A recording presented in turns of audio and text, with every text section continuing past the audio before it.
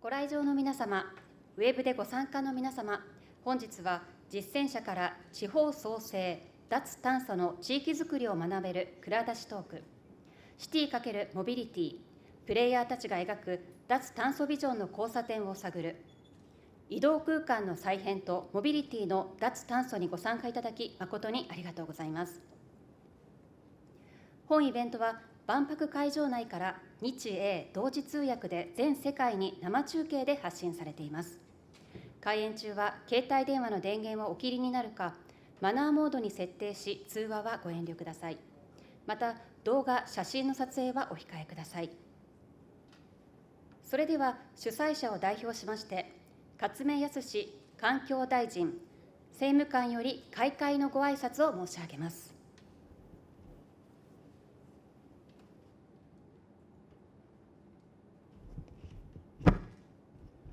皆さん、こんにちは。ご紹介いただきました、現在、環境大臣政務官をしております、衆議院議員の勝目康と申します。本日は、この実践者から地方創生×脱炭素の地域づくりを学べる蔵出しトークにご参加をいただきまして、心より厚く御礼を申し上げます。モデレーター、吉高先生をはじめ、ご登壇者の皆様もお忙しい中、お運びいただきまして、本当にありがとうございます。私は地元京都でございまして、大阪・関西万博でありますので、この地元の行事でこういう形で参加をできますこと、大変光栄に思っております。このテーマウィーク、今のテーマ、現在のテーマは、未来のコミュニティとモビリティということであります。連日、さまざまな切り口からこういうイベントが行われているわけですが、本日この会はまさに脱炭素ということを切り口にさせていただいております。特に今日はですね、このご登壇いただいている方は、道とか電車、線路ですね、それから自動車、物流、そして、これら都市部だけではなくて、農村部における、トラクターとか農業器具、こういう会社なり、自治体なりからの、まさに実践の取り組みをされている皆様がご登壇いただいております。このコミュニティの中を貫く、あるいはコミュニティとコミュニティ、人と人をつなげる、このモビリティの中で脱炭素というものをどういうふうに位置づけているのかということだと思います。で、この脱炭素の取り組み、もちろんですね、この CO2 の量が多くなって、で地球の温暖化が進んでいる、もう地球としての持続性が保てなくなっているので、ここを縮減していこうという国際的な、世界的な動きでありますけれども、人間というのはなかなか総合理的にできておりませんで、やはり足元のこの経済とか効率とか、そういうものがどうしても気になってしまうわけです。ですので、このサステナビリティを求める、追求する、この取り組み自体をサステナブルなものにしていかないといけない。現実世界との折り合いをどうつけるかっていうところに、やはりそれぞれ実践されている方のご苦労があるんだろうな、そんなふうに思っております。本日はまさにそういったさまざまなご苦労を重ねながら、このそれぞれの分野で脱炭素を取り組んでおられるこのパネルの皆様のこの現場に根ざしたお取り組みを伺いながら、それぞれの地域あるいは場における具体的な脱炭素の動き、そしてそれの積み重ねがひいては地球環境を守ることになるんだという中で、この学びが深まる、そういう場になればというふうに願っております。本日の皆様のご来場を改めて心より御礼を申し上げまして、私からの冒頭、主催者を代表してのご挨拶とさせていただきます。本日はどうぞよろしくお願いいたします。ありがとうございます。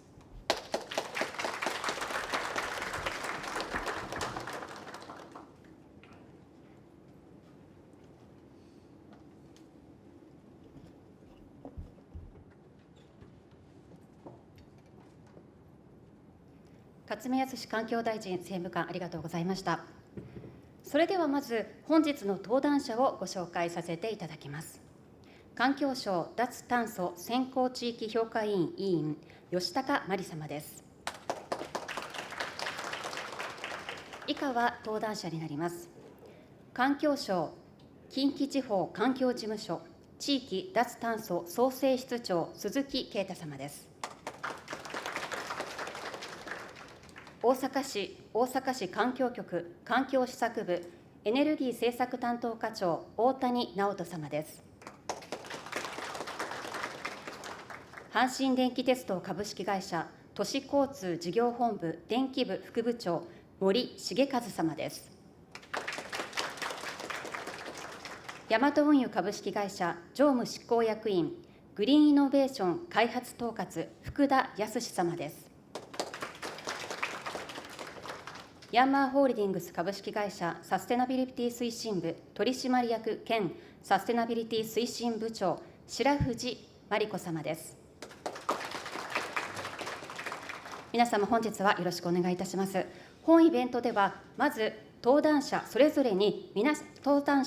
の皆様に取り組みについて6分程度のミニプレゼンを行っていただき、その後パネルディスカッションに移りたいと思います。それでは吉高様、進行をどうぞよろしくお願いいたします。はい、どうもありがとうございます。それではマイクをお預かりいたします。本日モデレーターを務めさせていただきます吉高でございます。先ほど司会の方から脱炭素先行地域という言葉がありましたけれども、今政府の方では全国で100カ所の脱炭素をですね、進める地域を選びまして、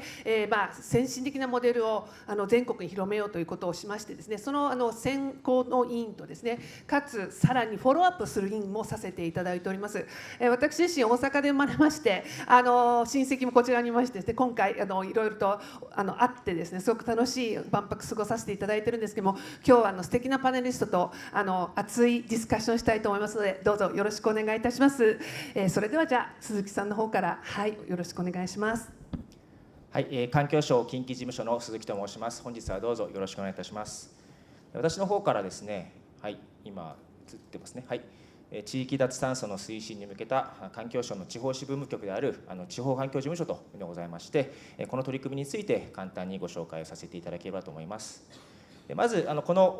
大きなテーマである地域脱炭素についてですね、簡単に私冒頭ということでですね、簡単にご説明したいと思います。2050年に実質の温室効果ガス排出ゼロで、そしてそれに向けた2030年度 46% 削減、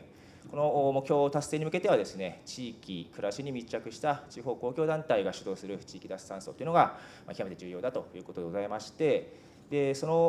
単に削減の行動をしていきましょうというだけではなくてですね、その際には地域課題、例えばですね、ここに書いてありますようにエネルギー価格の高騰で、例えば事業所の屋上に屋根にですね、自家消費型の太陽光を乗っけてキャッシュフローを改善しましょうですとか、あるいは政策的にはですね、非常時のエネルギー電源、自立分散型の電源になりますので、そういった形で防災力を強化していきましょうですとか、こういったですね、さまざまな地域課題の解決にも資する形で脱炭素をやっていって地方創生を実現していこうと、こういった趣旨が地域脱炭素という取り組みでございます。で今日はですね、地域脱炭素と一口に言ってもなかなかいろいろございましてということで、一番下から見ていただきたいんですけれども、まず地域脱炭素に取り組む人が必要だということで、人材育成というところから始まりまして、何かやるにあたっては計画を作っていきましょうという計画策定のところで、地方公共団体が主役となっているというところでございますので、地方公共団体自身の脱炭素をしていきましょうということで、例えば集会所ですとか庁舎ですとか、そういったところにですね、いろいろな省エネ再エネ設備を置いていくといったところがございますけれども、今日のですね議論の対象はですね、さらにそのステップアップした上の部分でございまして、まず地域の住民の皆様を巻き込んで、あるいは地域の事業者さんを巻き込んでですね、脱炭素化、再エネ省エネ設備をやっていくという話と、さらに今回のもうメインのテーマであります脱炭素先行地域というエリア丸ごとですね、脱炭素にしていきましょうと、で極めて広範な関係者とともにですね、こういったチャレンジングな取り組みをしていきましょうといったところが脱炭素先行地域でございまして、ここらについてですね、今日皆さんとともにですねディスカッション等々していければと考えてございます。で事務所の役割でございますけれども、課題解決型の伴走支援と率先実行と書いてございます。でまず脱炭素先行地域でございますけれども、もう一度繰り返しますと、これはエリアの脱炭素ということで、例えば今日大阪市さんに来てですね、大阪市さんのとあるエリア、御堂筋エリアをですね、全部丸ごと脱炭素にするですとか、面的な取り組み、面的に展開するですね、脱炭素の取り組みをやっていくということで、全国で少なくとも100カ所をですね、今年度中に創出して2030年度までに実現していこうと、こういった方針で今取り組んでいるところでございまして、で想像に難くないですけれども、この事業にはですね、極めて多くの関係者と、そして多種多様な事業が実施されるということでございます。でこうした中で、先ほどから申し上げたように自治体さんが主役ではございますけれども、環境省、地方環境事務所の役割としましてはですね、非常に100箇所あるので100通りの課題、地域課題があるということで、ケースバイケースの解決策、考案をしていく、実行していく必要があるということで、本当にこのオーダーメイドでございます。でこの事業は極めて大きい5か年度でですね、数十億規模のですね、極めて大きな予算の事業でございますので、同時多発的にですね、いろんな大規模事業を実施していただく必要がございます。例えばですね、ため池にメガソーラーを入れる一方で、自分のところのその小中学校に全部太陽光を入れたりですとか、あるいは集会所のエアコンを全部変えたりですとか、そういう例えばですけれども、そういった大規模な事業をですね、1か年度1か年度毎年毎年ですね、かなり同時多発的にやっていくということで、なかなかその事業、できることできないこともあるのかなというところで、その全体の舵取りをしていくっていうところも極めて重要な役割になってきます。で右側言っていただきたい重点対策加速化事業でございます。これはさっき言ってた住民の皆様に太陽光蓄電池にセットを置いていただくですとか、あるいは事業所の屋根に太陽光、自家消費型の太陽光を置いていただくみたいな取り組みを想定しておりますけれども、まさにこれは拠点の脱炭素ということで、個々の事業は極めてシンプルでございます。でいかに不特定多数ですと書いてありますけれども、多くの方を巻き込んでですね、実際に導入いただくかというところがポイントなのかなと考えてございまして、こちらはですね、事務所としましてはですね、この予算の執行という点においてはですね、簡単に言うと勝利の方程式がありますので、この勝利の方程式を考案してですね、実行していくといったところかなと思っております。でこれ近畿一円と書いてありますけれども、これ全国にも適用可能ということでございます。で自治体さんに何やっていただくかというと、もちろん適切に執行いただくことも必要もあるんですけれども、さらにその一歩高みを目指していただいてですね、この補助期間終了後も脱炭素を自律的に進めるためのですね、ある種仕掛け作り、基盤構築という言葉を使っているんですけれども、例えば自治体さんのその温暖化削減計画と対策計画と地域金融機関を連携させてですね、サステナビリティリンクローンとか言ってますけれども、そういった低利融資を実現するようなですね、商品開発をいただいたりですとか、あるいは府県と連携してその自治体の優れた取り組みを横展開していくですとか、こういったところをですねやっていただくといったところでございます。で具体例でございますけれども、課題解決型伴走支援と率先実行ということで、例えばですね、事業スキームの再構築とありますけれども、脱炭素先行地域、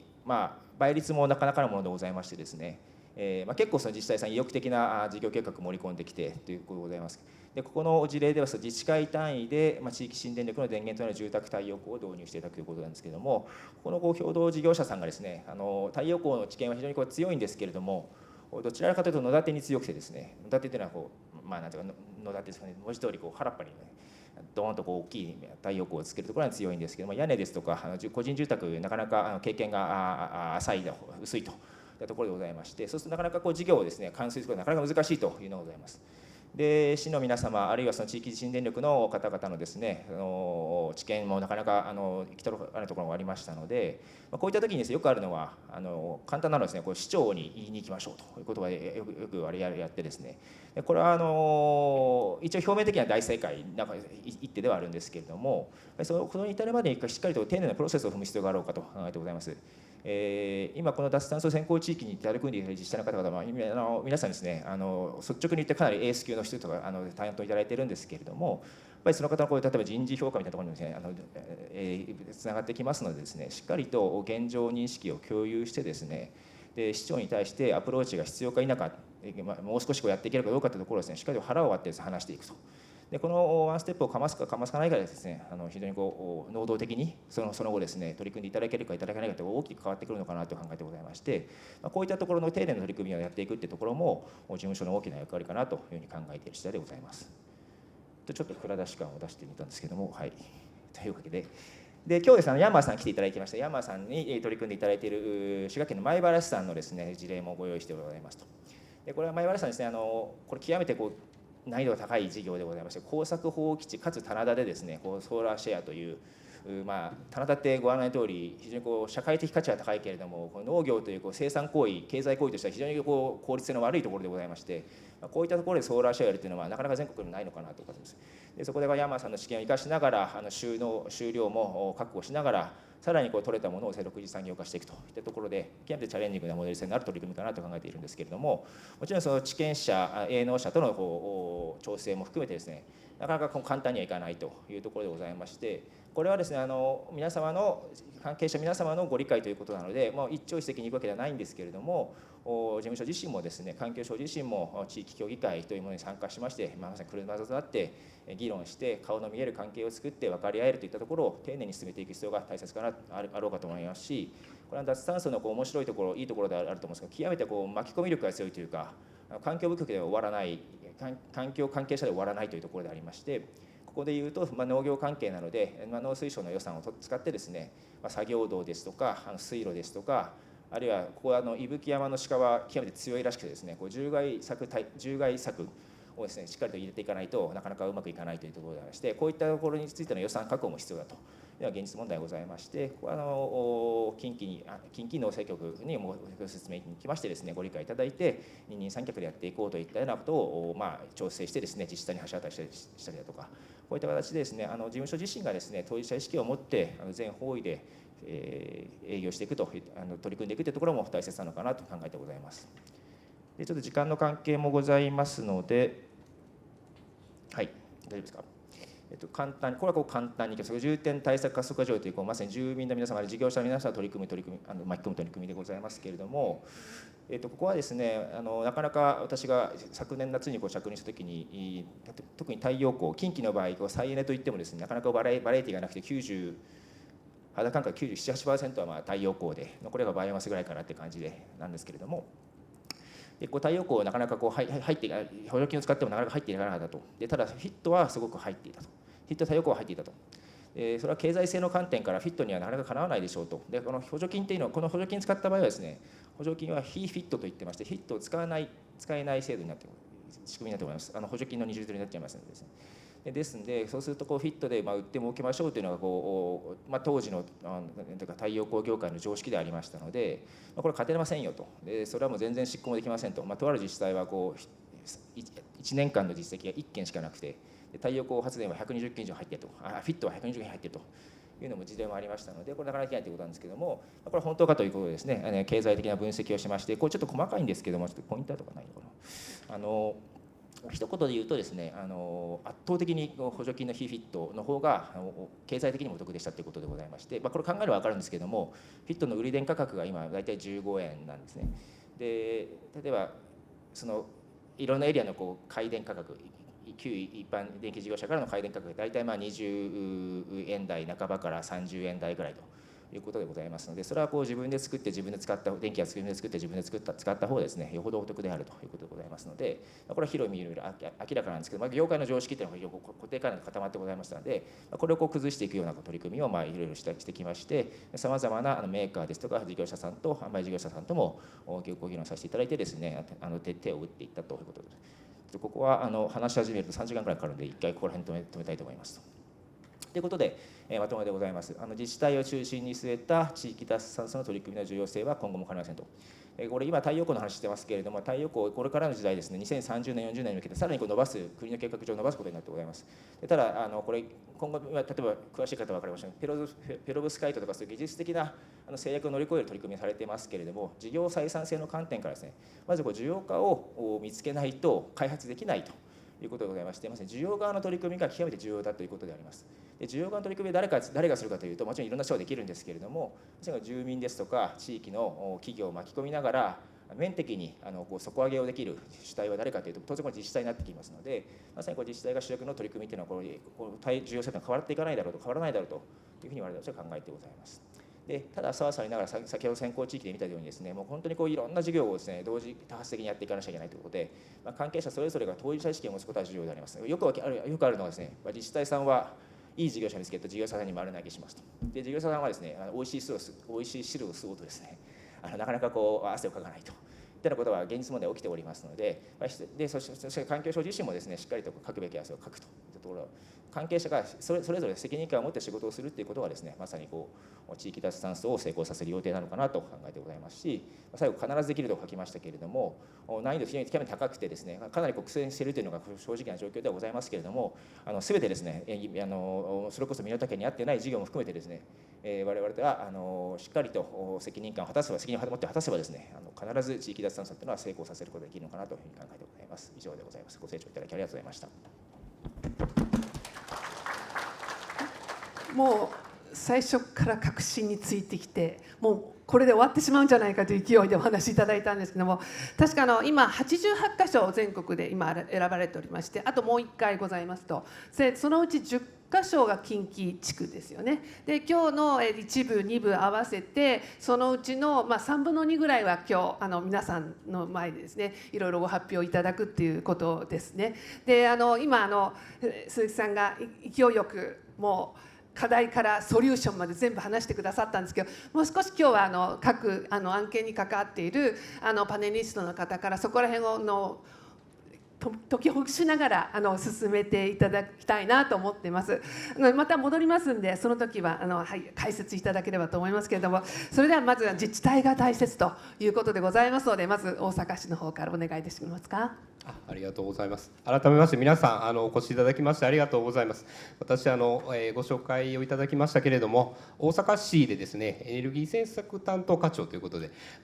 今環境省さんがお話しいただきました通り脱炭素先行地域を推進していくというふうな役職を行っております大谷と申します。どうぞよろしくお願いいたします。それではちょっと私も大阪市として発表させていただきます。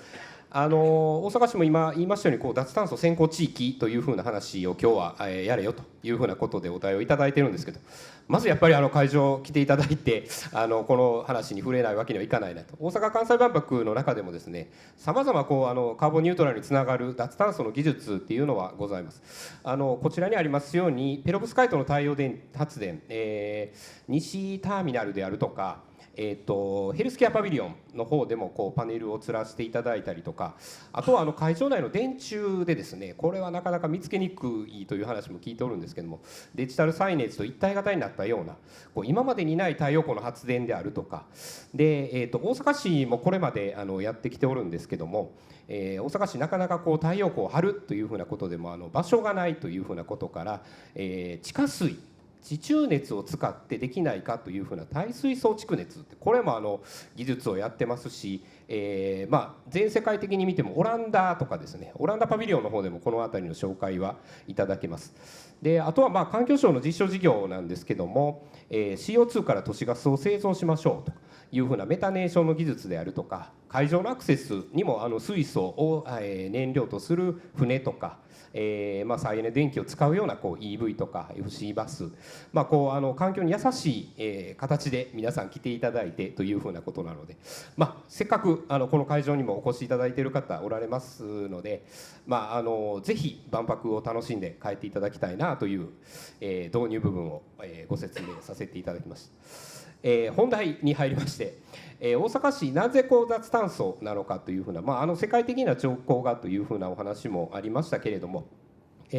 実は2020年にですねゼロカーボン大阪という名前で、大阪市地域の、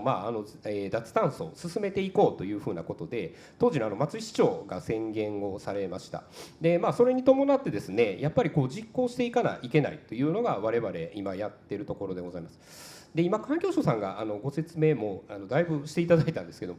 今までもう本当に高度経済成長期からずっと役所だけがですね、脱炭素を使うというふうな目指してやっていくというふうなことではなくって、もう本当に皆さんの取り組みで、これを達成しようというふうなことで皆さんの協力なしではこれが達成できないというふうなところでございます。でグラフの方は2050年のカーボンニュートラルを目指してというふうな形で大阪地域で今2013年度比 50% を2030年に達成しましょうと。これ実はですね国の目標よりも高い値を設定させてもらってます。でそれはなぜかというふうなことでいきますと、大阪市内皆さん、ご覧いただいた方分かると思うんですけども、非常にビルが乱立しておって、各ちょっと市内でも端の方になると家庭がいっぱいあってというふうなことで、その辺りからの CO2 の削減量をなんとか減らさないとっていうふうなことでございますので、国よりも高い目標を設定させていただいているというふうなことがまずございます。で実際に脱炭素先行地域を考えていこうというふうな、国の方でもですねしっかり達成できるというふうなことを、大阪市、どこでやろうかっていうのを考えた時にやはり大阪市の顔になっている、御堂筋、これができないかというふうに考えております。これは私担当者としても非常に思ってるんですけども、カーボンニュートラルを達成するために再エネを導入しましょうというふうなことと、一方で使う電気を減らしましょうという省エネの部分、これが成り立ってカーボンニュートラルになるんですけど、実際この御堂筋のエリアっていうのは、さっきも吉高先生にもおっしゃっていただいた通りで、これ非常に難しい課題だなというふうな認識をしております。であえてですねそこにチャレンジしてみようというのが今大阪市のスタンスでございます。で、国の方でも先ほども言ってみた各モデルを全国にというふうなことでいきますと、やっぱり大阪市が達成したやつっていうのは、各都市にもですねこういうメインストリートっていうのはございますし、本当に再エネの導入が難しいところでもできないかというふうなことを、これチャレンジしてですねやっていきたいなというふうに考えております。で、御堂筋でございますけれども、実は結構歴史は古くてですね、大阪の地下鉄でいうと御堂筋線の梅田から難波までというふうなところでかなりの広範囲に広い道を作ってっていうふうなところなんですけども、昔はもう皆さん生活の中でもお分かりだと思うんですけど、自動車の量が非常に多くって、今は反対にですね自転車とかですねやっぱり御堂筋をゆっくり歩きたいなというふうなことで、今までのただ単に広い道を作ってというふうなことではなくって、新たな道の使い方っていうふうなことができないかと。でこれが大阪の御堂筋だけかっていうと、世界的にもですね例えばオーストラリアのメルボルンとかですね、ここにも書いてますようにパリのシャンゼリゼとか、皆さん歩いて楽しもうというふうなこと、こういうふうに時代が変わっていくにつれてですね、その地域の顔が変わってきているところでもありますんで、この脱炭素の潮流っていうのは一番乗りやすいんじゃないかというふうなこともあって、このエリアを設定してきたところでございます。で先ほども言いましたように大阪市だけで達成できるような話ではございませんで、御堂筋にはですねもともとまちづくりに、皆さんのご協力を得ながらというふうなことで、左側にございます通り御堂筋まちづくりネットワークさんで、これはやはり大阪の中心部というふうなことでございますので、災害時にいかに皆さんを、守っていくかっていうのもこれも大きな課題でございます。でそのあたりエリアの防災とかで、まちづくりを作るにあたってやっぱりにぎわいの創出とかで、大阪市内やっぱり緑が少ないというふうにことございますけれども、緑化をすでに動かれてた御堂筋まちづくりネットワークさんと一緒に手をつないでやりましょうというのが左に表しているところでございます。で一方で先ほど一番初めに課題で申し上げました通り、再エネをこれ大阪市内だけで作るっていうのは非常に難しい話になりますので、全国で再エネを作ってはる団体ですね、一般社団法人の再生可能エネルギー地域活性協会フォーレさんというふうなところと、協力をしまして、やっていこうというふうなことを考え出したところでございます。で実際に脱炭素先行地域、どういうことをするかという提案のコンセプトでございますけども、先ほども言いましたように車中心から人中心、こういった形でストリートを変換していこうと。で一方でですねやっぱり大阪市っていうのは、世界的にも有名な都市になりたいというのがございますので、世界規模での都市間競争に打ち勝つで、これはもう脱炭素を達成するという一言にもう尽きるもんだというふうに思っております。でもう一つが右側にありますように都市再生安全確保計画、これは役所がしっかりやらなあかんという部分でもあるんですけども、役所だけでどうしてもっていうのは難しい部分でございますので、想定する災害と、帰宅困難者と言われるようなことであるとか、そういう災害時にも町を、しっかり稼働させなければいけないというふうなところであるとかで、御堂筋も先ほど言いましたように古くからまちづくりが進んでた部分でございますので、建物の建て替えっていうのがそろそろ出てきているところでございます。それに乗じてこのエリアの脱炭素化ができないかなというふうに考えるというのが提案のコンセプトでございます。でこのエリアモデルの特徴、これ我々、日本に、類を見ないプロジェクトだというふうに誇りを持って、やっております。でなかなかこういうふうにアピールしててもですね、まだまだアピールが足りないんじゃないかというのを環境省さんによく怒られているところではあるんですけども、しっかりとですね、まずこういう取り組みをやってますっていうのをいろんな機会を通じてですね、先ほどもご説明の中にありましたように、やっぱり大阪市各区役所とか通じてですね、住民の皆さんにも知っていただかなきゃいけないっていうのもやりつつも、全国的にも発信していかなきゃいけない、それをしっかりやるのが私の役割でございますので、そのあたりをやっていってるというふうなところでございます。で先ほども言いましたように御堂筋建て替えの機会というのがございますので、せっかく建て替えるんだったらやっぱり屋上にはちょっとでも太陽光を乗せていただけませんか。で各企業さんもですね、やっぱり電気代の話高騰したら困るっていうのに乗っかかって税部というふうな形であるとか、そんなのを目指していただいているとかっていうのはございますので、そこをしっかりやっていくというのをコンセプトにしております。でこれは実際の建て替えの例でございますけれども、先ほど一番初めにペロブスカイトのお話をさせていただいたんですが、建材一体型の太陽光システムというのもこれ大成建設さんが、もう実際販売しようとしているところなんですけども、ビルの窓なんかでも外から見えないようになるタイプとかシースルーのタイプとかは2つ実用性を考えられてやられているというふうなことも、新しく建て替えたビルには導入しようというふうな動きがございますので、そのあたりで地域の脱炭素に貢献していくというふうなこともございますし、あとは大阪で言いますと、やっぱりそれぞれのビルがそれぞれ電気を使う熱を使うというのは非常に難しい部分っていうのを、そこを効率化しましょうよという面的利用というふうなことで、熱供給とかも幅広にやっていきましょう。さらにはビルが大きくありますんで、1階部分とかですね、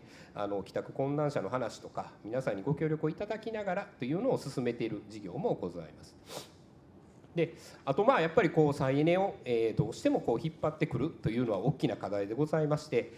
とはいえですね、自治体間で何件もいろんな自治体さんと手をつないでいっててもこれは時間がかかるというのがございますので、もともとそういうふうなことを取り組まれているフォーレさんとやって、あとは都市部のですね需要家さんの方で電気の契約を変えてもらわなあかんっていうのは、これ非常に大きな話でもございます。で一方でですね、ビジネス街でございますので、各企業さんもいろんな自治体を支援したいというふうな動きもございますから、電気代の一部をですね地域に還元できないかというふうなことも、こういうコンセプトでやれば、ただ単に再エネを入れるだけじゃなくて地域とつながった再エネが入れれるんじゃないかと、これも誇りを持ってやりたいなというふうに思っている事業でございます。で最後になりますけども、やっぱり大阪市だけではこの取り組みっていうのは進まないというのが今日、皆さんにも知っていただきたい課題だなというふうに考えておりますし、これ御堂筋の、写真なんですけども、もう片側4車線で、さらに側道があってっていうふうな、これを有効的にやっていきたい、そのビルもですね世界的に選ばれるような脱炭素の街にしていきたいというふうなことを考えていますので、ぜひ皆さんにもご協力いただきながらこの事業を進めてまいりたいと考えているところでございます。私からは以上です。はい、どうもありがとうございます。あそこどんな風に変わるんでしょうね。私も楽しみにしておりますけれども、先ほどの最後の手前のスライドでやはりこの100箇所を選ぶのにですね、政令都市がなかなか選ばれなかったんですね。でその中でこういった大都市がいかに再エネを活用してですね、地域を脱炭素に図るか。で脱炭素って住民の方には何のためにやってるかって分からなくなる時があるんですけど、今おっしゃったようにエネルギーコストを下げて経済の活性化にもつなげるということでは非常に先進的なモデルだったというふうに記憶しております。特につまり政令都市以外の別の地域、再エネがたくさん作れる地域と組んでそのエネルギーを活用を都市でする、これは大変面白いというかなんですけど、なかなか難しいモデルであるんですけれども、都市ではやっていかなくてはいけないモデルなのかなと思います。どうもありがとうございました。それではですね、次に脱炭素先行地域に選ばれております尼崎市の事例ございます。今日は市というよりかも先ほど巻き込み力っていうのありましたけれども、実はこの尼崎市が選ばれる主なコンテンツがですね、実は森さんのご発表になると思いますので、よろしくお願いいたします。はい、ただいまご紹介いただきました阪神電気鉄道株式会社の森と申します。短い時間ではございますけれども、当社鉄道事業の脱炭素化の取り組みについて簡単ですがご紹介させていただきます。まず当社の概要について説明させていただきます。まず当社の名前の通りですね、大阪の北の繁華街である梅田、南の難波、神戸エリアを結ぶ鉄道路線を有しております。で開業は1905年ということで、非常に歴史のある会社でございます。で都市交通事業ということで鉄道はタクシーを中心にやっておるんですけども、その他にも不動産事業ですとか、あとはプロ野球の阪神タイガースとか甲子園球場で有名なスポーツエンターテインメント事業、その他情報通信事業、ホテル事業、建設環境事業などを営んでおります。次にですね、CO2 排出量における鉄道の特徴というのを簡単にご紹介いたします。これは阪神電車というよりも鉄道という事業の特性についてご紹介するような内容になります。まず運輸網における CO2 排出量ということで左側にグラフ出しておりますけれども、自動車や海運航空に比べまして、鉄道そのものの日本で出せる CO2 排出量が非常に少ないというのが一つ特徴としてございます。で右側の方は、輸送量あたりの CO2 排出量ということで、1人の人が1キロ移動するのに要する CO2 ですね、これを各交通機関ごとに分類してグラフ化したようなグラフになります。ここにあります通り、鉄道というのは自動車や航空に比べると、人を運ぶのにも非常に CO2 排出量が少ないと、環境に優しい乗り物ということが言います。またその中でも、都市間鉄道で速効率の高い阪神電車はですね、鉄道全般に比較してもやがての CO2 排出量が低いと、そういう特徴がございます。でここからはですね、当社の脱炭素の取り組みについていくつか紹介していきます。まず1点目はですね、これは阪急電鉄さんと共同になるんですけれども、今年の4月から、関西の鉄道会社で初めてですね、鉄道事業、これはもう電車を動かす、運転電力とか、あとは駅の照明とかエスカレーターを動かす、そういった全ての電力をですね、比較的少々の購入によりまして、実質的に再生可能エネルギーの電力に置き換えまして、CO2 排出量ゼロと、こういった取り組みの方を始めております。これに記載の通り、年間20万トンくらいの CO2 排出量の方を削減しております。あと左下の方にちょっと写真載せておりますけれども、こういった車両に、ペイントしてですね、いろいろ脱炭素の意識を皆さんに持っていただくような、ラッピング電車を走らせております。でこれでですね、電車をご利用されるお客様のみならず、電車が走っているのを目にされる沿線の皆様、こういった一般の皆様にも、やっぱ脱炭素の意識を持ってほしいなということで、こういった啓蒙活動にも取り組んでおるというところでございます。で次にですね、これが第1回の脱炭素先行地域に選ばれました尼崎市様と一緒にやった事業の紹介になるんですけれども、尼崎市内に6駅あるんですけども、その中の大物、杭瀬、センタープール前駅というですね、この3駅の駅舎の屋根の上に太陽光パネルの方を設置しております。でこれによりまして年間395メガワットアワーの発電をしておりまして、約166トンの CO2 削減というのを実現しております。でこれにつきましては今後もですね、向川駅という川の上に駅あるんですけども、とか尼崎市内に当社車庫もありますので、その車庫内の屋根の上にもこれからもどんどんつけていこうということで今計画しております。でその次はちょっとマニアックな話なんですけども、駅舎補助電源装置っていうのも導入していっております。これはもう車両のブレーキの時に発生する回生電力っていうのがあるんですけども、これは電車のモーターをブレーキを上げる時は発電させまして、発電機として使って、そこで生じる電力をいろんなところで使おうという取り組みです。でこの駅舎補助電源装置を導入することによりまして、駅のエレベーターとかエスカレーターとか、あるいは照明とか、そういったところに鉄道の電力を再活用できると、そういった仕組みでございます。これも現在の神戸三宮っていう神戸の地下の駅とですね、それと西宮っていう駅の方に2カ所設置しております。これで運用開始以降約289メガワットアワーの再活用できておりまして、これにつきましても今後設置駅を順に拡大していこうということで今取り組んでいっております。でその他の取り組みとしまして、とは駅舎の照明の LED 化ですね、そこは珍しくなくなってきた取り組みではあるんですけども、当社の27年度までに全域の照明を LED 化するということを計画しております。で実は取り組み始めたのは結構古くてですね、2009年度からずっとお湯をやってきておりまして、現時点で49駅中44駅の方で LED 照明の方を導入しております。これに従来の傾向と比べまして約7353メガワットアワーの電力の方を削減できております。その一方で振動車両の導入というのも計画しておりまして、2007年春になるんで約2年後ですけれども、2年後から新型の急行車両というのを導入しようということで今進めていっております。こちらの方も最新の技術を使いましていろんな省エネ設備を搭載しますんで、従来の車両に比べますと約 60% の消費電力削減ということを実現できる見込みです。ここまで鉄道のことをご紹介してきましたけれども、ちょっと他の事業についてもいろいろ取り組みやっておりますので、簡単に他の事業分野での取り組みもご紹介させていただきます。続いては不動産事業ということで、梅田のところいろいろオフィスビルとか当社も手掛けておるんですけれども、こちらのいろんなビルにおきましても、環境負荷の軽減とか省エネルギーに配慮したシステムの方を導入していっております。で尼崎市の取り組みとしますと、多分こちらの方が代表的になるのかなと思っておりますけれども、スポーツエンターテインメント事業の中でですね、尼崎市様が第1回の脱炭素先行地域に選ばれましたので、大物というところに阪神タイガースの2軍専用球場を作りまして、それにゼロカーボンベースローパークと名付けてですね、小田南公園というところにこの施設を設けております。これはタイガースの2軍の専用球場とか、あとクラブハウスとか、あと室内練習場とか、そういったのもゼロカーボンを実現しながら進出したというような取り組みになります。で記載してます通り、いろんな再エネ総エネの設備入れておりまして、太陽光発電とか蓄電池も導入しておりまして、年間使用電力の 80% を賄うということで実現しております。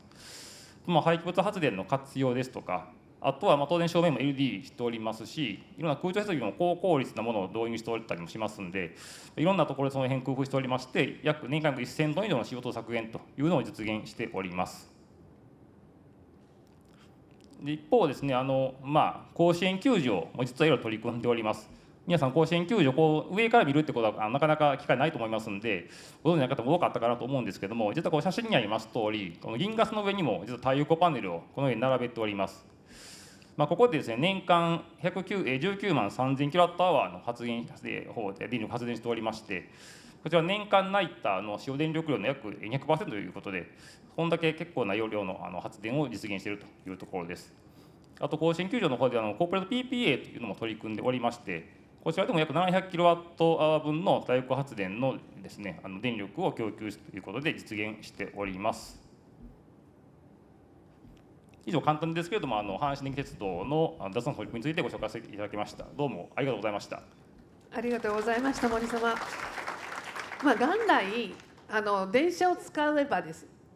自動車よりかは CO2 を少ないということで、なるべく電車を使いましょうっていうのが昔ありましたけど、日本は世界でトップを走るですね、この公共交通が進んでいるところの中で、さらにその電車をカーボンニュートラルにするとか、それからそれ以外の事業も全部カーボンニュートラルにしていこうというのは大変野心的な取り組みかと思いました。で実は甲子園球場、私行かせていただいて、そのカーボンニュートラルの設備全部見せていただいたんですけれども、本当に素晴らしいその既存の球場にもされていて、今度はさらに新しく建てる球場にもゼロカーボンということで、またちょっと詳しく後でお聞かせ願いたいと思います。ありがとうございます。それではですね、大和運輸の、福田様、お取り組みお願いいたしますか。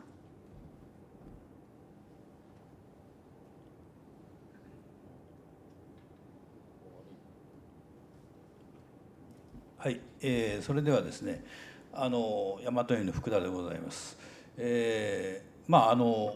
々ですね、全国ネットワークでやってますので、今日は発表の脱炭素先行地域の話題としましてはですね、関東のですね川崎市さんとの事例を今回は載せさせていただいてます。ただ我々全国にネットワークを引いて EV 車含めて導入してまして、全国でこのような同じような事例が展開できるということだと思っておりますので、そういう取り組みを今現在進めているというところを、今回お話しさせていただければというふうに思ってます。一つよろしくお願いします。冒頭にあたってですね皆さんちょっとご存知ですかっていうところなんですけど、宅急便っていうのはですね、ヤマト運輸の登録商標なんですね。宅急便っていうのはヤマト運輸だけっていうことなんです。それでその宅急便というのはですね、一昨年からですね、カーボンニュートラルになってるんですよ。全部脱炭素化されている状況なんですね。でしかもそれは ISO の14068というところに準拠して、どんどん年を追うごとにですね、脱炭素をちゃんとしっかりやっていきますということを宣言して今現在取り組んでおります。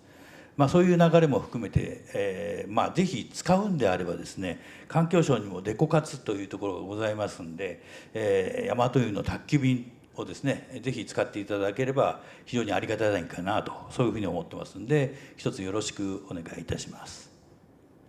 それでは我々の弊社の取り組みについてですね、我々2020年度からですね、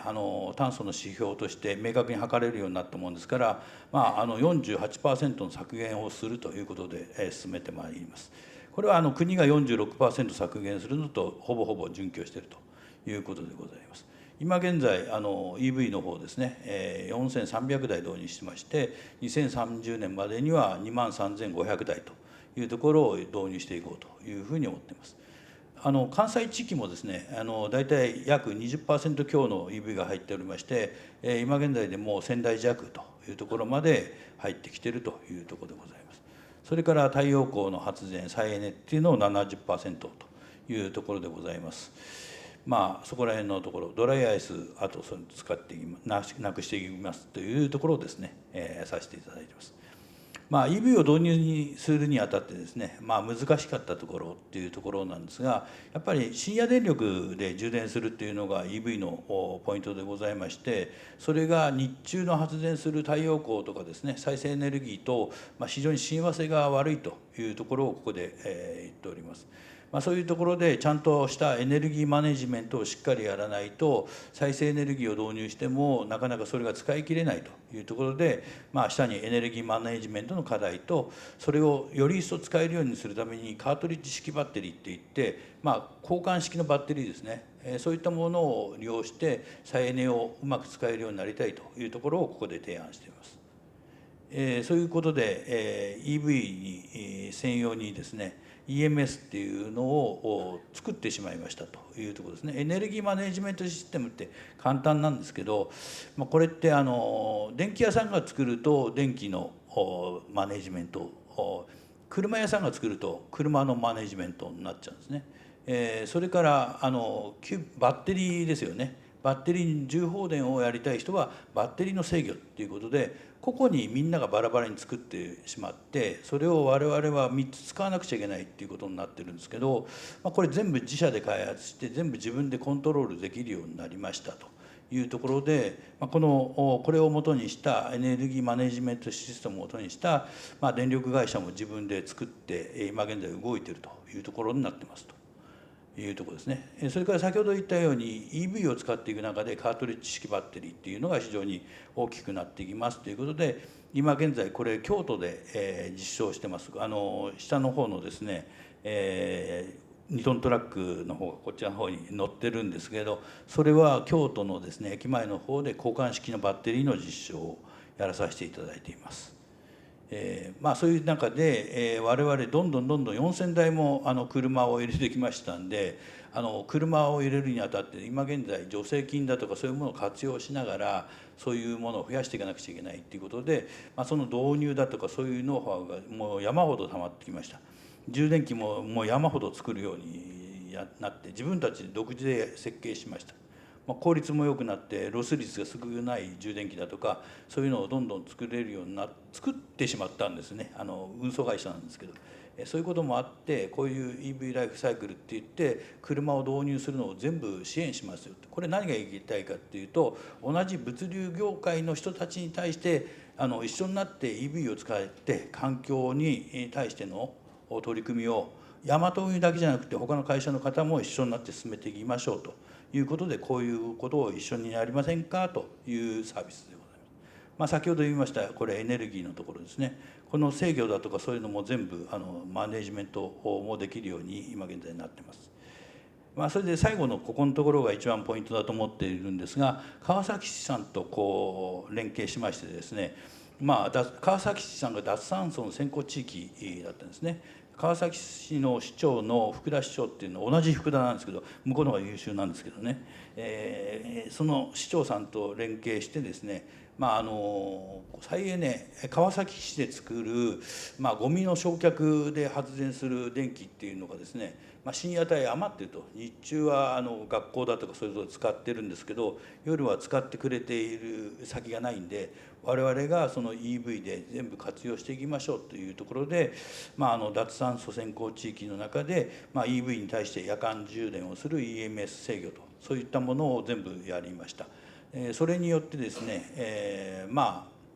運送会社では初めてだと思いますけど、オール EV っていう運送事業全体のそこの営業所全体が全て EV で動いてるっていう営業所がここで出来上がっているということです。今回この取り組みにおいてですね、日経の脱炭素アワードだとか、環境省のですね気候変動アクションのですね環境大臣賞ということをそこで受賞させていただいてますんで、これを挙げさせていただいています。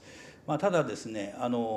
京都の八幡にもですね今45台ぐらい入っているところの営業所はありますけれど、それも全部EV オール EV で脱炭素という形でやらさせていただいています。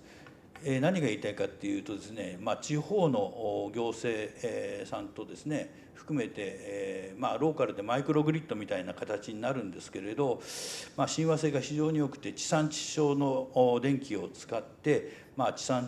そこで使った電気を使いながら配達をやっていくっていうですねビジネスモデルがここで完成しつつあります。日本全国でこの取り組みっていうのはできるというふうに思ってますんで、ぜひこれを機にですね他の皆様方のお声掛けをいただけると非常にありがたいというふうに思ってます。一つよろしくお願いいたします。以上でございます。ありがとうございます。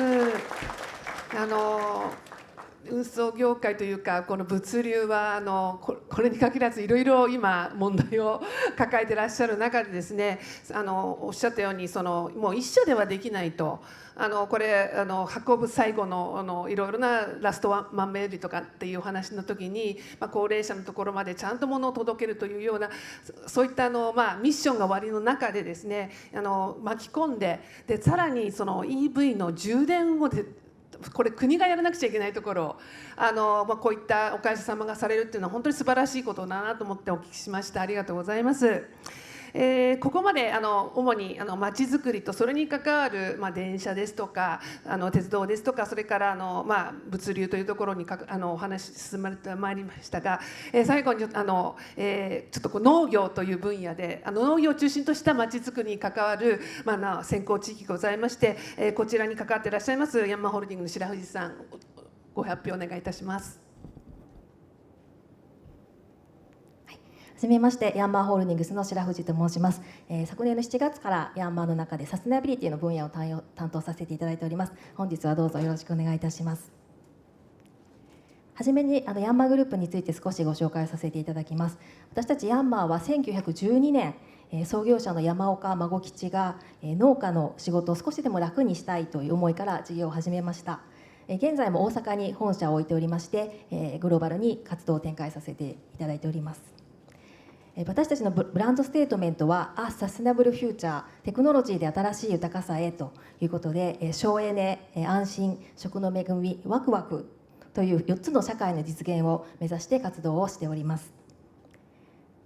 人の豊かさと自然の豊かさのこの2つのですね両立を諦めないで追求すると、これが私たちの使命だというふうに思っております。私たちの事業領域なんですが、大地、海、都市ということで、まさに私たちの地球そのものということになります。事業としては産業用のエンジンを核としまして、ディーゼルエンジンを核としまして、農機、船、そして建機、エネルギーシステム事業などですね、さまざまな市場へ多様なソリューションを提供することで、新しい豊かさの創出を目指しております。売上高の方は約1兆円で、このうち約6割が海外の売上高となっております。続きまして、ヤンマーの環境への取り組み、ヤンマーグリーンチャレンジ2050についてご説明をさせていただきます。サステナブルフューチャーの実現のためにですね、私たちは環境負荷フリー GHG フリーの企業になることを目指しまして3つのチャレンジに取り組んでおります。グリーンハウスガス排出量ゼロの企業活動、そして循環する資源をもとにした環境負荷フリーの企業活動、そしてお客様の GHG 排出ネガティブ資源循環化への貢献ということで取り組んでおります。私たちの活動だけではなくてお客様の活動も持続可能にしていくこと、これが私たちの使命だというふうに思って取り組んでおります。ではここからはですね、ヤンマーの食料生産とエネルギー変換の分野における地域での脱炭素の取り組みについていくつかご紹介をさせていただきます。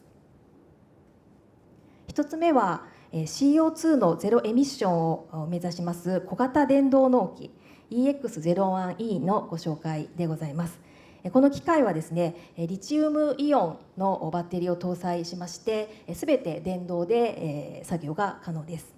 右の写真はですね、想定する農作業の一部なんですけれども、耕運や草刈り、除雪、除草などさまざまな作業に対応いたします。またソーラーシェアリングの補助での作業におきましてもエネルギー地産地消の実現に貢献できるということも期待をしております。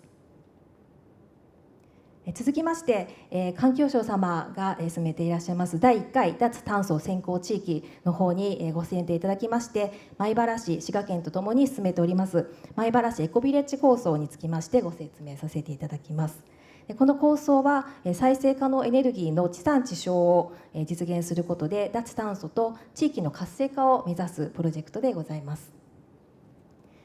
この構想の全体像を示しております。米原駅の周辺や滋賀県内の公共施設に太陽光発電を設置することで CO2 の排出量を削減を進めております。また地域の遊休地、それから耕作放棄地の方にも太陽光発電や大型の蓄電池を導入しまして発電した電力を蓄えて効率的に活用するという仕組みを構築しております。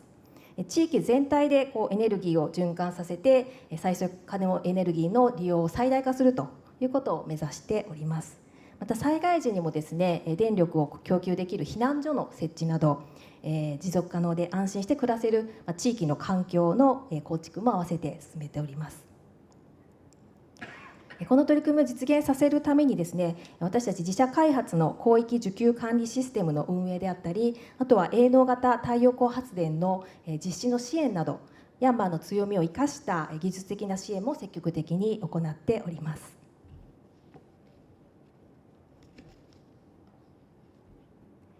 続いて地域活性化のもう一つの事例を少しご紹介させていただきます。こちらも滋賀県で取り組んでいるんですけれどもシンビオシスファームバイヤンマーということで10年間地元の営農組合の皆様と農業の経験を生かしてですねいちごの栽培にチャレンジをしまして地域と共生して子どもたちにワクワクする体験を提供するそして障害のある人が活躍する機会を創出するという新しいスタイルの観光農園を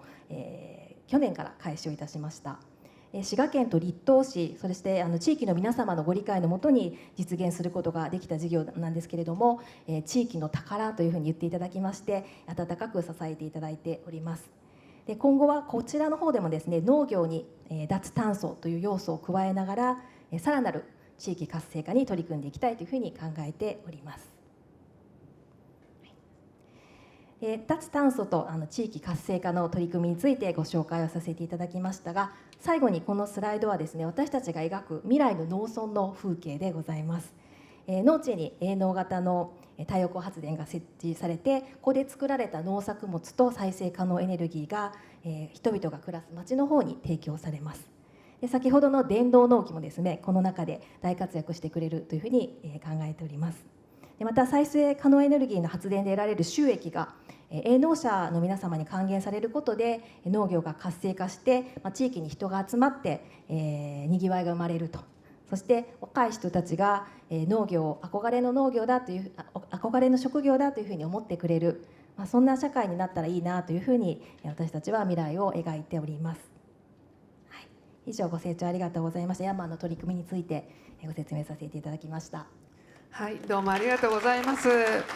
そうですね、私も農水省のこういった脱炭素にも関わらせていただいてるんですけども、今まさに最後白石さんがお見せいただいた絵がそのまま日本の農業に実現できればいいというような話もしてたんで、素晴らしいお取り組みですし、実際に脱炭素先行地域100カ所今選ぼうとしている中で88カ所と申し上げましたけど、この農業の掛け合わせとか、あと観光との掛け合わせの事例が大変多くございます。やはり脱炭素が目的ではなく、その地域を何で地域活性化するか、そこにこういった企業の方とかですね、技術がどう組み合わせるかっていうのが、まさにその一つの事例だったのかなというふうに思います。ありがとうございます。あまりお時間がないのでですね、ここで少しディスカッション始めていきたいと思うんですけれども、皆さん今日は政府というか自治体の方と企業の方ということで、まず企業の方からですね、とはいえ脱炭素っていくら補助金もらえてもですね、コストがかかるということもございまして、どうしてこういうことを取り組むようになったのか、あとはやはりこれ官と民の連携っていうのが一番これ効いてると思うので、まず企業の方の方からですね、例えば阪神電鉄の場合はなぜスポーツだったのかとかですね、大和さんでもどうして一社で始めたのかとか、ヤンマーさんもまず農業っていうところでどうしてその脱炭素がきっかけだったのか、そこら辺をちょっと教えていただきたいのと、今回政府とやることによって、自治体にやることによってどんなメリット、それから課題があったのか、そこら辺をちょっと教えていただけますでしょうか。それではよろしくお願いいたします。森津君。そうですね、きっかけになりますと、やはりふつふと社会的な情勢というか、脱炭素の関心が高まってきたというのがありまして、5年ぐらい前に親会社の阪急阪神ホールディングスの方が阪急阪神ホールディングスサステナビリティ宣言というのを出しました。でこれは結構やっぱきっかけとして大きくってですね、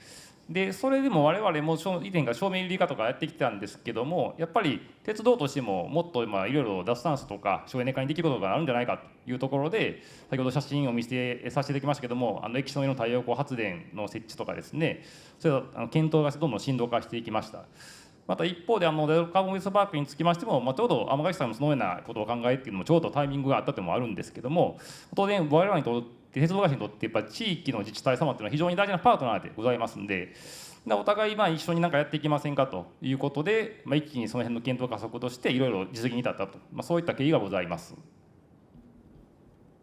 ありがとうございます。スタジアムも関わったっていうのは、そこら辺はやっぱりホールディングとの関係でっていうことだったんですかね。やはりホールディングスが大きな指針をバンと方針を打ち出しましたので、そうするとやっぱり我々実務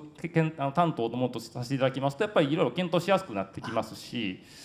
またいろんなところででも社内の情勢とかも含めまして、ベクトルが合うというのは非常にいろんなプロジェクトも進みやすくなりますから、そういうところでは非常にやっぱり親会社のからバッと大きな宣言だったのは非常に効果的だったかなというふうに思います。なるほど。じゃあ先ほど鈴木さんがおっしゃった首長さんが言うのと同じように、企業もやっぱりトップが言うと早く変わるっていうところですね。ありがとうございます。福田さんいかがでしょうか。はい、大和湯はですね、宅急便っていう商品最初冒頭言ったと思うんですけど、それもやっぱり世の中で一番最初にやりましたし、先ほどの脱炭素っていうところでですね、カーボンオフセットをした宅急便とかそういった取り組みもですね、一番最初にやってるっていうわけじゃないですけど、こういうなんですか、パイオニア魂じゃないんですけど、一番最初にやるっていうのが好きなんだと思いますね。なぜか知らないけど一番最初にやりだすっていうところだけだと思いますね。それでやりだしてみたら結構それがものになりそうだっていうのが、我々の感想ですよね。それでうまく環境というものが企業に対してコストにならずにちゃんと利益を生むものになってきただろうというところが我々の一つのポイントでいつも考えてますということです。これからも進めていきますと。はい、ありがとうございます。パイオニアになるっていうのは業界引っ張るっていう、そういうお気持ちが強いっていうことですかね。多分物流業界のみんなが多分運送事業者ですね。こちらは全然違いますよ。今排気ガスも全然出てないっていう予想していますけど、うちいっぱい出してますので、そういうところの業者の中では、みんながうちを多分見てるというふうに思ってます。はい、うちの動向を見てるというふうに。なるほど。期待しております。はいはい、ありがとうございます。白藤様いかがですか。はい、先ほどもちょっと説明しましたけれども、やっぱり私たち創業当時からですね、ディーゼルエンジンを核に事業をしてきたということで、非常にその機械を通じて一次産業の効率化に貢献してきたんですけれども、一方で CO2 を非常に排出してきた企業であるということも事実でございます。でまた農業から排出するですね、世界全体の CO2 の排出はですね、約 11% を占めているということで、やはりこれは社会的な大きな課題だなというふうに考えております。でそういったこと背景もあって、私たちは2022年から先ほどのヤンマーグリーンチャレンジ2050ということで全社を挙げて、取り組んでいこうということで環境に対して取り組んできたんですけれども、農業機械の電動化というのはこの取り組みの中の一つということでして、また機械だけではなくて、農業全体に今後貢献していけるような、ソリューションをやっていきたいなというふうに考えております。はい、ありがとうございます。そうですよね。結構農村地区とやっぱり軽トラなんかも一番使うのになかなか EV は進まないとかっていう話も聞きますし、まだまだポテンシャルあるのかなって思いました。はい。でこういった企業様の努力がいろいろあるんですけれども、一方でまちづくりの中でさっきウォーカブルっていうお言葉ありましたけど、なかなか御堂筋でウォーカブルっていうのがイメージつかないんですが、そこら辺を今後まちづくりの中で変えていくっていうところではどんなところを今課題とかいろいろ持ってらっしゃるか教えていただけますか。ありがとうございます。やっぱり大阪市として街づくりをしていく中でですね、街のコンセプトを変えるっていうのは非常に大きな課題にも直面するような脱炭素先行地域だけじゃなくて、やっぱり難しい課題であって、それを解決せなあかんっていうのは役所に課せられた部分だというふうに認識してます。でその中でやっぱり私もさっき説明の中で触れましたけども、役所がトップでなかなか引っ張って皆さんついてきてくださいねっていう時代ではなくて、本当に今阪神さんとか大和さん、ヤンマさん自らの企業もその自分のところの事業について脱炭素をやるんだという、そういう皆さんがついてきてくれるからこそ街づくりがつながると、やっぱりそういうふうな形をしていかないといけないんじゃないかなというふうに認識しています。はい、ありがとうございます。今ね、水道管が破裂したり、結構都市のインフラって古くなってると言うじゃないですか。そこの部分とこういったもののバランスとかもあるかなと思うんですけど、いかがですか。やっぱりその役所の中でも、そういうインフラを守らなきゃいけないっていう風な部分にはやっぱり重点を置かなきゃいけないという側面もありながらもですね、その中でもやっぱり脱炭素を達成するんだっていう、それと同じようなですね力の込め具合というか、そんなのも必要になるんじゃないかなというふうに認識をしております。はい、両方とも将来の世代にとっては重要な課題ですので、ぜひそういった市の巻き込み力を期待したいなと思いましたが、鈴木さんさっきからいろいろお聞きになっていて、最初にいろいろモデルも押していただいたんですけど、どうでしょう、お聞きになっていて。はいですね、はい、まず皆さん、事業者の皆さんにお聞きしていたきっかけのところで、尼崎市さんの方から親会社のホールディングスの方からの指針があったって話とともにですね、私の方で聞いているのは、尼崎市さんからの働きかけも非常に強くあったというふうに聞いておりまして、やっぱりその市の方針しっかり持っていただいた上でですね、事業者さんとしっかりと教授を持って議論するというところは非常に大切なのかなというのが一つ思っている次第でございます。でそれともう一つですね、ヤンマーさんと山原さんのの関係なんですけれども、先行地域自体はヤンマーさんの方からご提案いただいてというところがきっかけと聞いておりまして、そういうパターンもあってですね、やっぱり地域脱炭素を進めていくにあたってですね、先ほど大谷課長の方からしっかりと市の仕事としてですね、ウォーカブルだとかコンセプト作りからやりきるところまでやっていかないとならないという話になりましたけど、まずその覚悟は絶対に必要だというのが大前提でありまして、市政として進めていただく中でですね、事業者さんまさにパイオニア精神というお言葉もありましたけれども、しっかりとある事業者さんをピースとしてはめていく作業っていうのは、これは非常に政策として必要なのかなというのとともにですね、やっぱり自治体さんだけでは見えない世界っていうのもあって、そこはですね、民間事業の方からですねご提案いただくというところもまた新しいきっかけとして非常に重要かなと思っていまして、正解はないんですけれどもこういったパターンでですね、いろいろ関係者間で能動的にですね仕掛け合ってですね信頼関係を持ってやっていくというところは大切なのかなというふうに聞いてて思いました。そうですよね。最初これ第1回目の時は自治体だけの応募でよかったんですよね。それが第3回目から、地域の、企業の方やとにかく共同提案ということが必須項目になりまして、それからやはり多分今おっしゃった米原市のケースのように企業の方からのご提案で共同提案とか、もちろん自治体がリーダーシップを取っての提案とか、そういったさまざまなのが出てきたんじゃないかなと思うんですけども、とはいえいろいろご苦労あるんだと思うんですよ。特に今、第、6回まで来ましたでしょうか。もうすごいです、自治体1に対してもうすごい事業者さんが並んでいてですね、これを取りまとめるのって結構大変なんじゃないかなと思いつつ、ちょっと大谷さんにお聞きしたいんですけども、これ今3団体ですけど本当はもっとたくさんかかってらっしゃるってことですよね。ありがとうございます。おっしゃる通りでございまして、説明の中でも言ってましたように御堂筋のまちづくりネット協議会、これがですね、我々パートナーにならせていただいたのもかなりの数です。今参道でも48社中41社でしたかね、はい、かなりの数が、皆さんやっぱり先んじてやりますって言っていただいてますので、そういう土台作りがあったので、かなりいいのかなというふうに思います。この48施設のうちの 41% に賛同いただいているっていう申請の当時は 79% の賛同率やったやつが今 85% まで上がったっていうのも、やっぱり大阪市が各企業さんに働きかけてっていうのももちろんありますし、その御堂筋のまちづくりネットワーク協議会さんと一緒に街のカーボンニュートラルを考えていこうよっていうアクションを起こせたのも大きな話かなというふうに考えております。はい、本当にそれ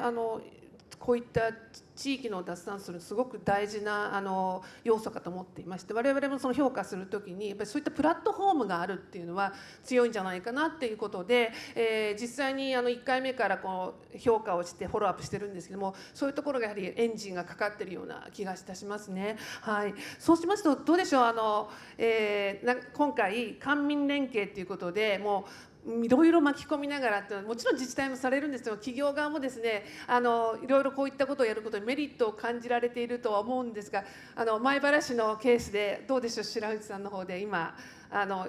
やられているところでこの官民の連携のメリットとかもし課題もあればぜひ教えてほしいんですけれどもね。はい、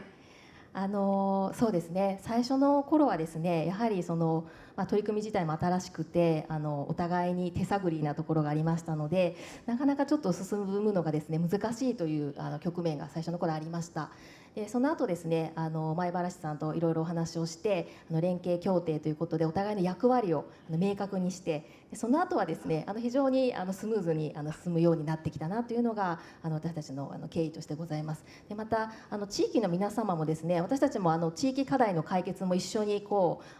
やっていこうということで、耕作放棄地の話であるとかソーラーシェアリングの話を進めていて、皆さんですね脱炭素ということについてはもちろん大事なことだということでご認識はされてるんですけれども、やはり生活の中ではなかなかちょっと遠いといいますかたところでですね、やっぱりその理解を得るというのは非常に難しいことだなというふうに思っていまして、その中で私たちがその地元の皆様と少しずつ理解を深めていく中には、必ずやはり自治体の皆様が間に入っていただいてお話をしていただいたというところで、そうやって少しずつ課題を乗り越えてきたというのが今の状況ですかね。だからソーラーシェアリング大変ですよね。耕作放棄地にとか言うのは簡単ですけれども、地権者の方のご理解や、その先にどうなるのかっていうのご心配な方もあって、それをじゃあ官民で連携してやってらっしゃった、そうですね、そういう場を設定していただいて、説明を少しずつして理解を深めていったというところで非常に感謝しております。ありがとうございます。こういったその地方のところっていうのはもう非常に自治体との連携っていうのはとても重要だなと思うんですけど、今度都市になりますとちょっと距離があったりする場合もあると思うんですけれども、どうでしょう、大和さんの場合ですね、今都市でこういった管理自治体とやってらっしゃるところでどういうふうに進めていらっしゃいますか。そうですね、官民連携っていうのは非常になんていうんですかね、耳障りとしては非常にいいんでしょうけど、やっぱりそこでやっぱりいろいろな地域とですね、我々うちの会社はですね、連携協定だとかいろいろのを結ばさせてもらってるんですが、やっぱりそれが一つのイベント行事になってるところとですね、その先に行くかどうかっていうのは、そこにいる首長さんのですね思いっていうところですね、それが非常に色濃く出てきて、やっぱりせっかく大和来たんだったら地域とこういうことができるじゃないかということを具体的にいろいろな話題に挙げながらですね、ディスカッションを繰り返した結果ですね、川崎市なんかもですね、そういう進みが非常に早くそれが具現化していったっていうことですね。1年ちょっとぐらいでなんとかできましたんで、そういう流れではですね、我々も含めてですね、一緒になってスピードを上げたいという流れの中で、より一層我々も何ていうんですかね、行政の方々に深く入っていく必要性があるんだろうなというところの認識です。はい。今おっしゃってたやはり自治体との連携をするって企業の最初の一歩じゃないですか。連携協定しますってことでよくニュースでも出てきますけれども、その時に今度次の選挙で首長さんが変わったりする、その後どうなるのかなって時々見てて思ったりするんですけど、やっぱりそこも強く連携を続けていかないとっていうところなんですかね。実際なんか思ったことないですか？いや、そこのところは非常に我々もすごい心配で、イベントで終わってしまっている行政自治体っていうのもあればですね、やっぱりそこのところで我々も深くそこの中にまた入っていかなくちゃいけないなというところが反省度合いでありましてですね、やっぱり定期的な懇親を含めながらですね、中に入り込んでいく、一体化していくということがやっぱり地方で、我々もですねネットワークを張ってる会社としては必要な仕事なんだろうと、そういうふうに思ってます。はい、ありがとうございます。そうですね。あと森さんもちょっとお伺いしたいんですけども、やっぱり電鉄会社ですといろんな地域も通りますし、今回は尼崎市っていうことではありましたけれども、そういった自治体と連携するときに、この脱炭素だけでもなくてですね、いろいろ大変なこともおありになるんじゃないかと思うんですけど、いかがですか、そこら辺は。そうですね、鉄道事業者にとりまして、やっぱり沿線の自治体というのはもう本当に先ほども申し上げた最重要パートナーでございますし、当然我々もやっぱり地域を活性化させていきたい、当然自治体の皆さんもやっぱもっと地域を盛り上げていきたいという、またそういう思いっていうのは、事業者と自治体さんと立場は違いますけども、やっぱその町の活性化という面では、そこは同じ共通目的がございますんで、そういったところでは結構やっぱり向いてる向きが合いますので、ああいうこといろんなパートナーとしてはいろいろ事業を進めるっていうのは非常にやりやすかったっていうのはございますね。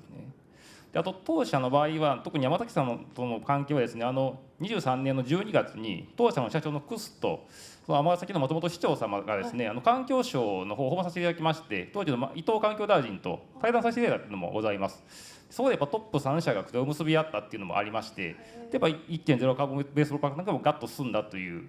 そういうところもございますね。なるほどですね。やっぱりトップが動くってさっきね鈴木さんおっしゃったけど、トップ同士がいろいろと動くっていうのは早いっていうことかなっていうふうに思いました。そうですね。今官民連携の話してまいりましたけれども、本当にまちづくりこれからのビジョンっていうのをどういうふうに考えていくか、特に住民にとってどうなのかっていうのはやっぱり考えていかなくちゃいけないのかなというふうには思うわけなんですね。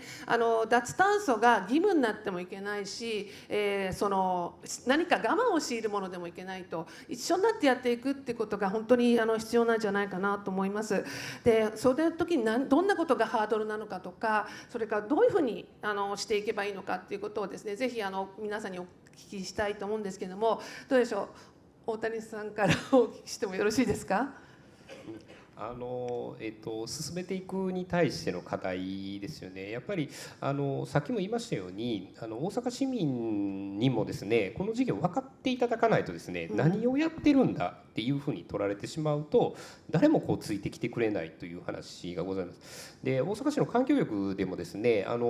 例えば、これはもう自治体でしかできない話なんですけど、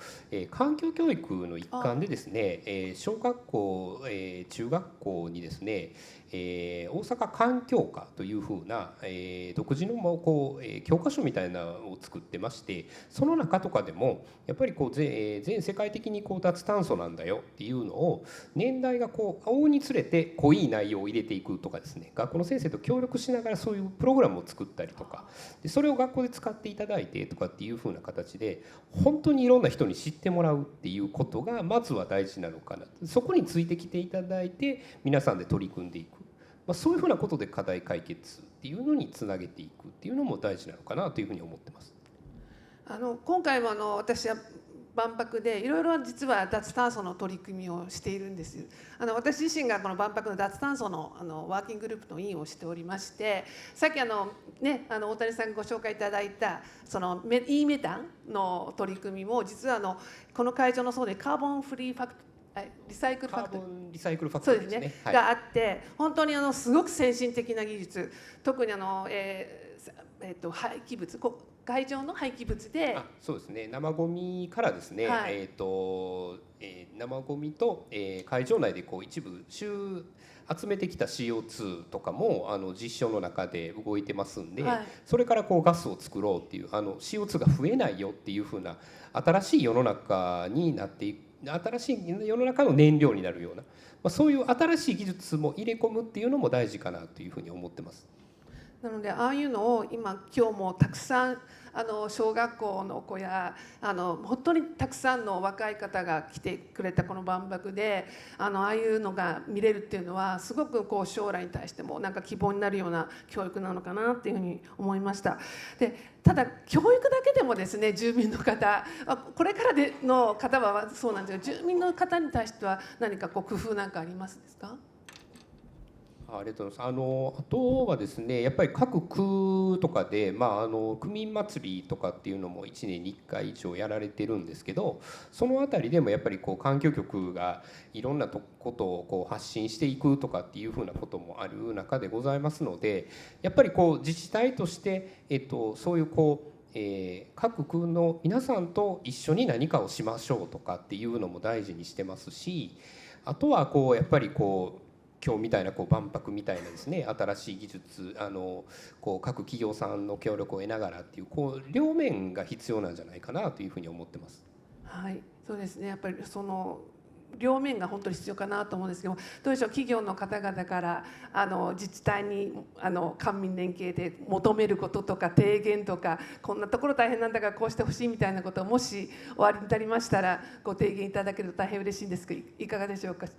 白藤さんとかいかがですか？先ほども少し申し上げましたけれども、やはり私たち企業はその地域でですね、地域の皆さんと一緒に課題を解決したいという非常に思いがあるんですけれども、やはりその個々になかなか地域の皆さんとお話しするという接点はですね、日頃持っていないというところで、そこはやはり地域の自治体の皆様が動いていただいてつなげていただくといいますか、非常にやっぱりそれがですね、一番我々にとってはありがたいことかなというふうに思っております。はい、ありがとうございます。大谷さんはいかがですか？何かごめんなさい。はい、森さん、すみません、森さん、何か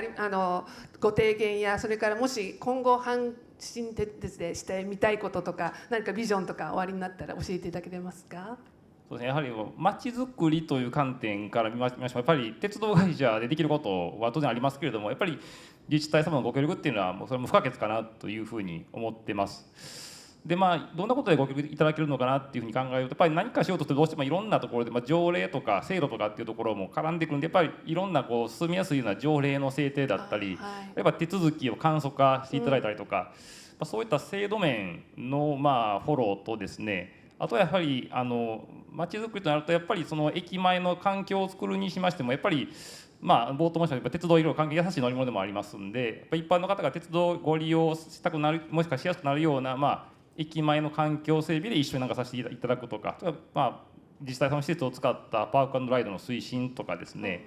いろいろどうしても実際にいろんな駅前とかなってこといろんな施設をお持ちなので、そこをもう少しお互いにいろいろ有効活用し合って、やっぱり地域の皆さんにとって一番助かるような、そういったビジョンとかプランとか施策とかっていうのを進めていけたらなというふうにはちょっと考えたりはしております。そういうところもやっぱり自治体にリーダーシップを取ってほしいところですよね。そうです。そうすると非常に我々もありがたい。そうですよね。はい。はい。実際に脱炭素先行地域の他のモデルの中ではこういう条例を作りますと、例えば省エネとかさっきゼブっていうのもおっしゃいましたけど、こういうのを進めることによっていい条件のことを出すような条例も出てきているので、そういったリーダーシップを自治体に求めたいなっていうふうには評価員の方でも思っております。はい、ありがとうございます。それでは福田さんよろしくお願いします。大和さんの方で今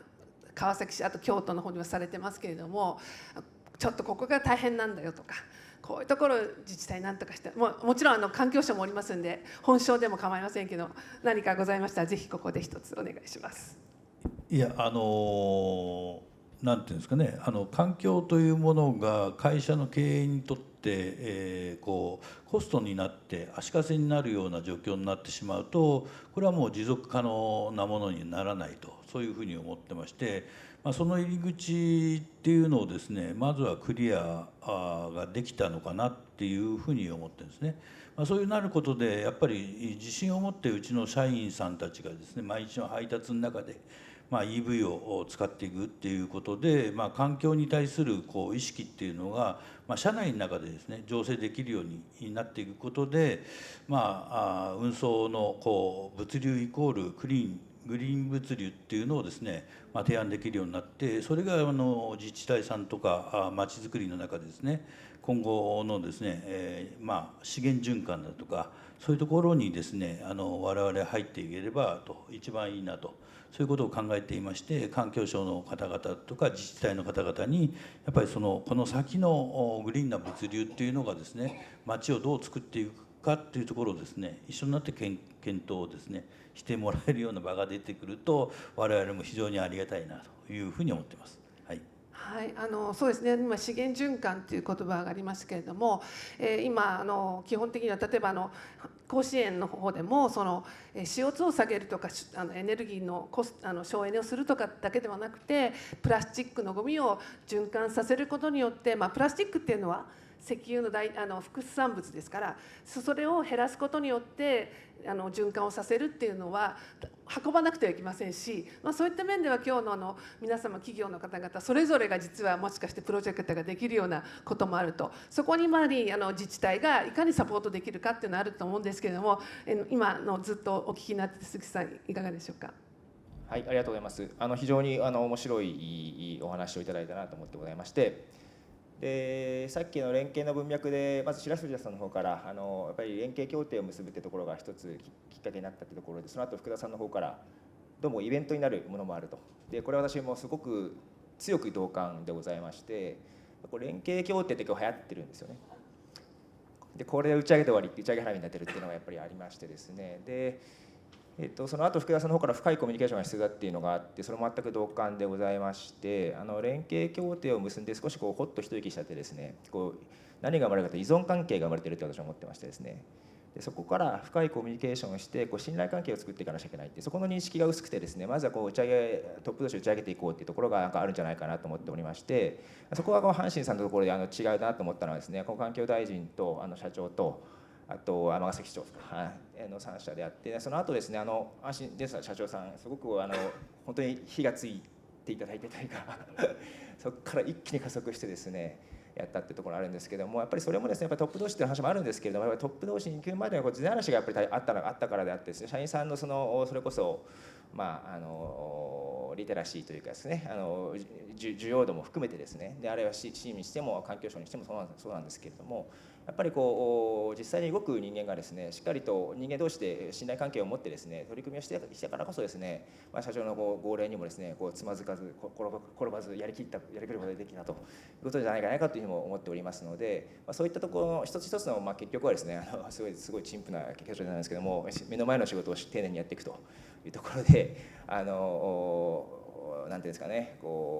やってる感を出す仕事はしないでですね、しっかりと本質に向き合って逃げずに仕事をするってことに尽きるんじゃないかなっていう、すいません、一体何の仕事話をするか分かりませんけれども、私は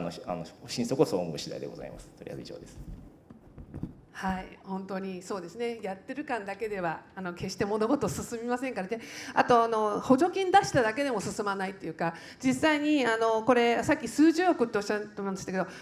一時対数十億なので、それも全体で言うとすごい予算がこれ出てるわけなんですけども、やっぱりきちっとした税金をいかにその地域の活性化のためにこのカーボンニュートラルっていうツールを使うかっていうのは結構重要なんじゃないかと思うんですね。皆さん決してその脱炭素が目的ではなくて、やっぱり今後エネルギー価格も高くなる、それからい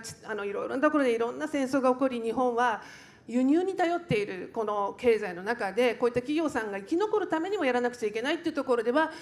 皆さん多分一致しているところなんじゃないかなというふうに思う次第なんです。だいぶもうあと実は 3,4 分になってきましたのでですね、あっという間に時間が過ぎてまいりました。今日皆さんといろいろなディスカッションをさせていただいて、実は皆さん直接はあまり関わってらっしゃらないんですね、今日の皆さんは。だけど今日もしかしてこれから何かできるような、ここでもまた何かできるような気がしましたが、もしよろしければ最後に一言ずつでもですね、今日のこのディスカッション、またはこれからに関しまして言葉ありましたら最後にお願いできますか。どうでしょう。あちらからいきますか。白藤さんから、はい、お願いします。はい、本日ありがとうございました。皆さんのお話を聞いていてすごく大変な中でもこう夢を持ってチャレンジをして取り組んでるなというふうに思いました。脱炭素ってみんなやらなきゃいけないと思ってますけど、やっぱり簡単かっていうと簡単ではないということで、非常にやっぱり我々の熱意とやり遂げるというこの気持ちが非常に大事かなというふうに思ってまして、今日皆さんのお話を聞いて非常にこう勇気づけられたというところがあるので、私たちもプロジェクトを完遂できるように頑張っていきたいなというふうに思っております。またヤンマーとしてはサステナブルフューチャーということで貢献できるというふうに思っていますので、これからも皆さんと連携しながらやっていきたいなというふうに思っております。今日はありがとうございました。ありがとうございます。はい、じゃあ福田さんお願いします。はい、先ほどありましたけど、エネルギーの自給っていうのは日本って、弱いですよね。そういった流れの中でやっぱりこの物流っていうのは途切れることで、地方の町がですね消滅しないようにするためにもですね、こういう物流ネットワークを絶対維持していかなくちゃいけないなと、そういうことだと思うんですね。そういうことを考えていくと、この先物流っていうものの果たす役目はですね、物流会社一社だけで何とかできるようなことではないっていうことだと思っておりまして、やっぱそこの中に自治体の方々や、地域の方々も含めてですね、いろんなさまざまな方々の協力をいただいて、このネットワークっていうのを維持していくということがこれから我々の課題としてですね、大きなポイントになっていくんだろうなと。一社だけで頑張る時代はないんで、ぜひ官民連携でぜひ協力をさせていただけると非常にありがたいというふうに思っております。今後ともよろしくお願いいたします。ありがとうございます。じゃあ森さんお願いしますか。はい、ありがとうございました。私もいろいろ皆さんのディスカッションさせていただきまして、鉄道というのは一応環境に優しい乗り物ではありますけれども、一方やっぱり非常に大きな電力を消費する乗り物でもありますんで、やっぱりちょっとこれもね、普段おっしゃる業界全体の話になってくるんですけども、水素を動力源とした新しい電車の開発とか、あとは国交省の方なんかにも鉄道分野の GX における官民研究みたいなそういったワーキングを立ち上げたりとかもしていただいてますんで、そういうところでやっぱり業界横断的にいろいろ取り組んでいくっていうのは大事だなというふうに思いましたし、やっぱり大阪市の大谷さんとか環境鈴木さんもいろいろそういう立場でいろいろ苦労されておられた、いろいろ考えてもよく分かりましたので、また今後ともいろいろ官民連携的に進めていけたらなというふうに思いました。ありがとうございます。じゃあ大谷さんお願いします。ありがとうございます。各企業の皆さんにはですね、本当に自治体の役割っていうのも求められてるんだなっていうのも思いましたし、やっぱり進めていく中で課題になる中もそうなんですけど、国も言ってくれてますけど、規制がかかってるやつの規制緩和であるとか、そういうふうな誰もが考えないようなこととかっていうのも大事だと思ってます。でそれを突破できるのはやっぱり自治体の役割だと思いますんで、そこはニーズをしっかり捉えていけるような、そういう自治体でありたいなというふうに考えてます。であとはもうやっぱり今日のテーマの脱炭素先行地域、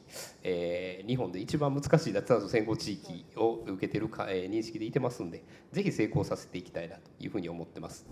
ありがとうございます。じゃあ鈴木さん最後に質問。はい、はい、今日最後の言葉を聞いていて、キーワードは連携とか横断とか、こういうことなのかなと思ってまして、私自身完全にこれ個人的な話ですけども、環境っていう字はですね、訓読みすると和で境なんですね。これ点打って僕はその環境行政の本質は境をつないで輪を作るということだというふうに若かりし頃から今でも若いつもりですけど若かりし頃から言っておりましてですね、でまさにもう個々人だけで完結するような課題はもはやなくてですね、しっかりと信頼関係を作って、本質的な課題に向き合って仕事をしていくということに尽きるのかなと思っておりますので、私自身もですね環境行政官としてですねしっかりと仕事をしていきたいというふうに決意を新たにした次第でございます。はい、どうもありがとうございました。今日本当に素晴らしいパネリストとご一緒にですね、また今日なかなか難しい内容もあったかと思うんですけども、これ本当にここにいる企業や自治体、政府だけではなくて、住民市民の方、それからこれからの世代の方と一緒になってやっていかなくてはいけない課題でございます。今日皆さんと共にですねこういった話をさせていただいて、明日の一歩につながるようになったら大変嬉しく思っております。ぜひですね今日のパネリストの中に大きな拍手をお願いいたします。本日はどうもありがとうございました。登壇者の皆様、貴重なお話を頂戴しありがとうございました。本日は実践者から地方創生、脱炭素の地域づくりを学べる蔵出しトーク、シティ×モビリティ、プレイヤーたちが描く脱炭素ビジョンの交差点を探る、移動空間の再編とモビリティの脱炭素にご参加いただき、誠にありがとうございました。ではここで今一度登壇者の皆様に大きな拍手を頂戴し お送りしたいと思います。お願いいたします。ありがとうございました。